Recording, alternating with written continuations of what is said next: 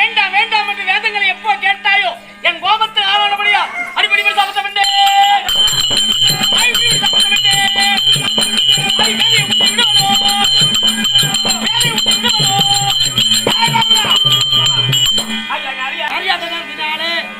தெரியாத தவறு செய்து விட்ட சுவாமி. பெண் புத்தியா பெண் புத்தி பெண்ணு வருவதான எதுவுமே தெரியாத சுவாமி. அதனால மனுஷன் ஏற்றுக்கொள்ளுது சுவாமி. எதை சொன்னாலும் உன்னை ஏற்றுக்கொள்ள மாட்டேன். உனக்கு என்ன சாபம் தெரியுமா? அடி நீ பகவதியா பிறக்க வேண்டும்.